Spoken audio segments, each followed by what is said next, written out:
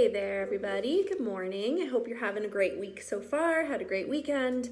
Like I said, I'm filming a lot of this content ahead of time, so I'm not 100% sure on what day of the week this is going to post. But regardless, I hope it's a great one. So I wanted to talk today about the 5 different types of hunger. So whether you're following Ultimate Portion Fix or 2B Mindset actually doesn't matter for this lesson, because this is something that we all have encountered probably several times a day for our entire life. So food, and believe me, I'm a huge foodie, so I'm all about food as culture and story, and it's artistic and it's creative and it should be enjoyed. I'm not like a super strict food is fuel type of person, but the reality is that food is fuel. So it should nourish us. And there's a lot of things just in our culture that kind of steer us away from that. So what I really want you to do, again, doesn't matter which tracker you're using, doesn't matter what your goals are in terms of nutrition. This is really helpful, eye-opening information. I want you to track this as you can, and we'll get into that in a second. But these are going to be trends that are really important for you to kind of figure out and establish, find the patterns in your own life and in your own behavior, so that you can make small tweaks to just feel better and be healthier. And that's the ultimate goal overall, right? So there's 5 different types of hunger. The first one is physical hunger. This is, and I'm going to be looking at my notes, sorry, but this is when you're really actually physically hungry. Your stomach might be growling.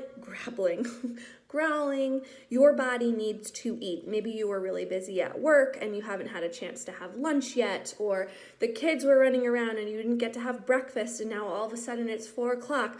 Whatever the case may be, physical hunger is your body saying, hey, we need to eat something.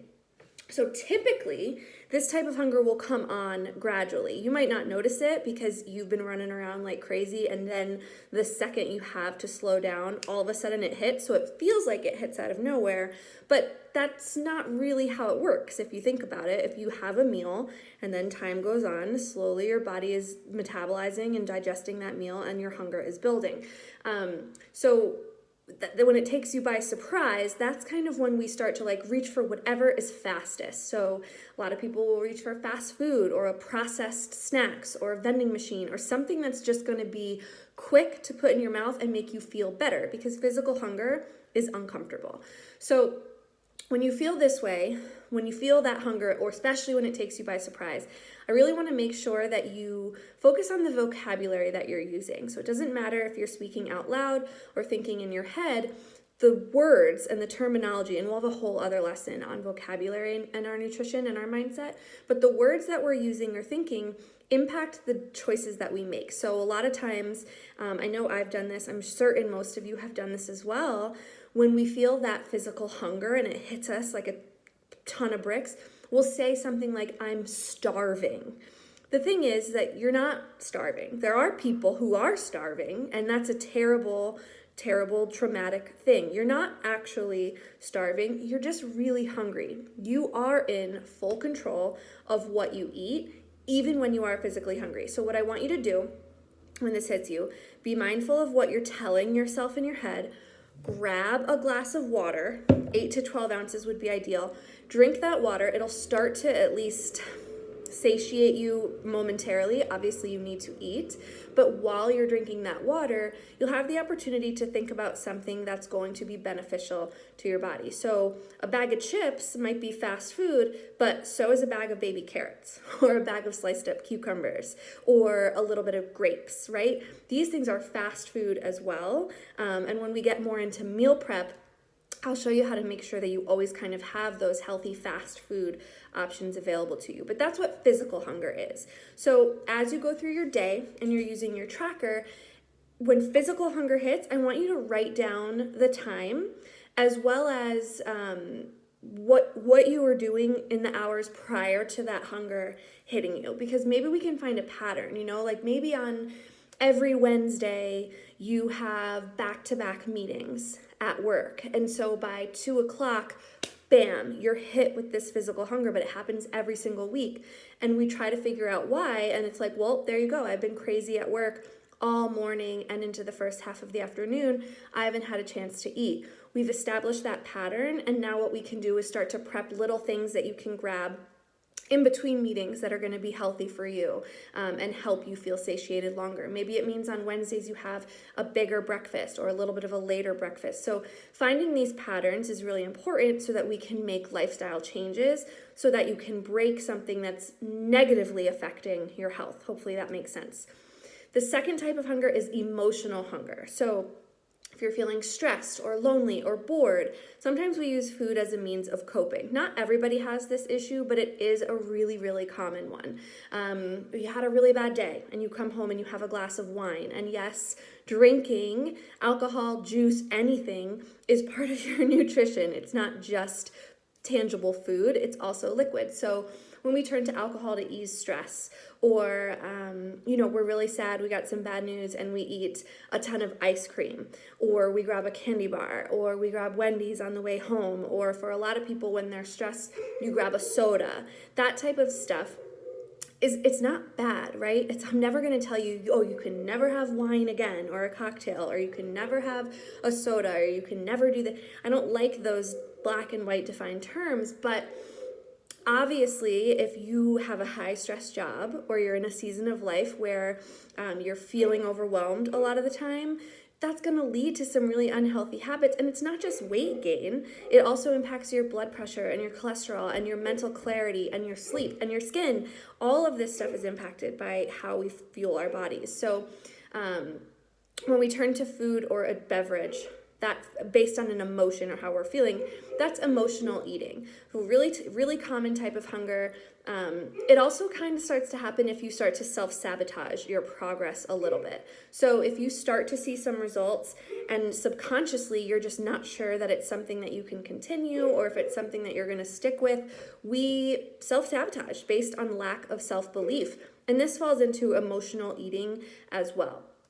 So when your progress goes beyond your lack of belief in yourself, so you've gone further than you thought you would be able to go, we sometimes subconsciously revert back to old habits, and it has us go back to where we were when we started. And again, I'm not just talking about weight, though that is something that happens to people all the time. They've lost weight, they're so thrilled they made it that way, but they kind of can't believe they did, and they're not sure that they can keep it up.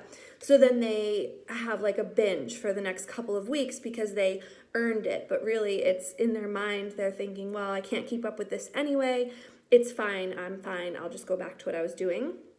But it also happens with our health, and it impacts our, like I said, mental clarity, our sleep. If we don't think or feel that we will be able to continue what we're doing, we self-sabotage. This is emotional eating. First of all, let me just tell you, you can do this. Both of the programs that we're working through in this group are lifestyle sustainable programs. I don't believe in diets. They don't work because as soon as you stop a diet, everything goes back to how it was before. So we're looking at lifestyle sustainable changes.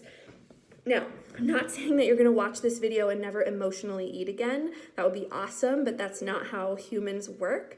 Again, I want you to take out your tracker, and you should be tracking just for the duration of this group. I'm not saying you're going to have to track your food for the rest of your life. There's a lot of benefits to tracking, but it's going to be different for all of you.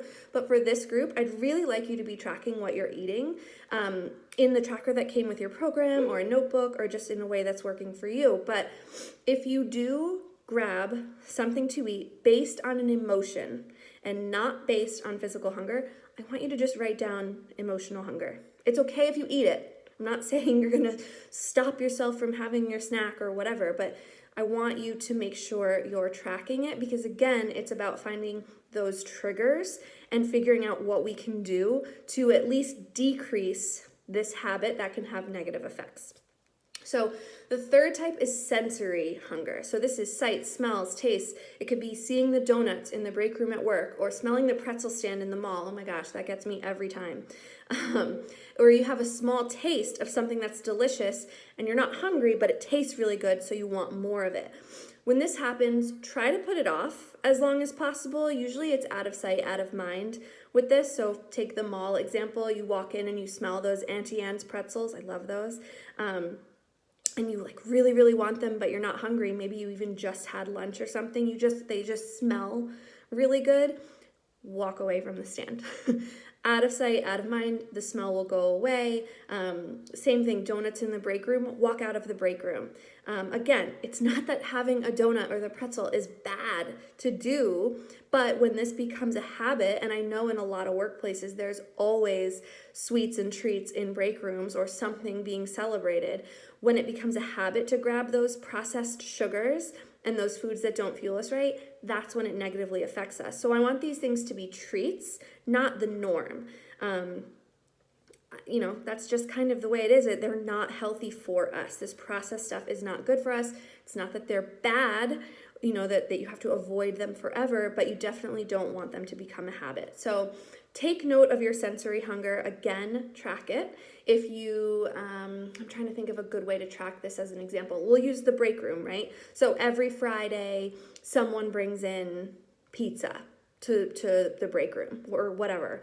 If you know that that's going to happen and that going into the break room between 12 and 2 on a Friday is going to tempt you with pizza, that you haven't mentally decided, yes, I want to have this pizza, this is going to be my lunch, then we can say, okay, maybe we can make sure we avoid the break room on those days, or maybe you pack something that you can keep at your desk for lunch those days. Just little things. So it's all about tracking to find patterns.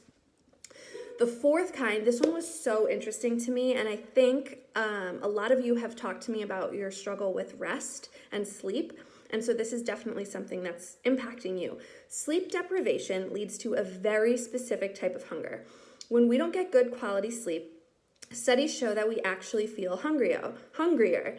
The hormone in our body that tells us that we're hungry spikes up, and the hormone that tells us that we're full goes down when we haven't slept. Then, because of those kind of hormone imbalances, not only do we have more hunger, but our body specifically craves carbohydrates because carbs are the quickest way to get energy. If you are following the 2B mindset, you know that we recommend that you have your carbs earlier in the day because they're an energy source. So you don't really need to be having them in the evening because you don't need an increase in energy before you go to bed.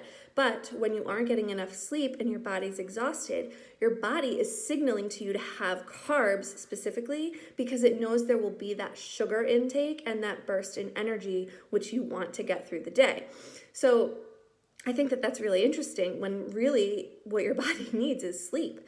You could eat amazing, nourishing, beautiful meals throughout the day and your body will still be saying carb, carb, carb, carb, carb, but really what it needs is sleep. So sleep deprivation, if you could track for me and for you, more importantly, the hours of sleep that you're getting per night, as well as your quality of sleep based on how you feel when you get up, your grogginess, your fogginess, whatever, that's really going to help us kind of start to see patterns in why and when you make certain food choices. Really interesting, right? And the last one, I know this is getting long. Thank you for bearing with me. This is a really important lesson, but mental hunger. So we often eat according to beliefs or thoughts about what we should or should not be doing. So this involves eating out of habit.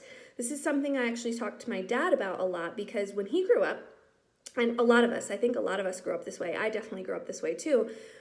Dinner, for example, was always a protein, a starch, and a vegetable. And some families have the rule or the habit that you have to finish everything on your plate before you can be, before you can be excused.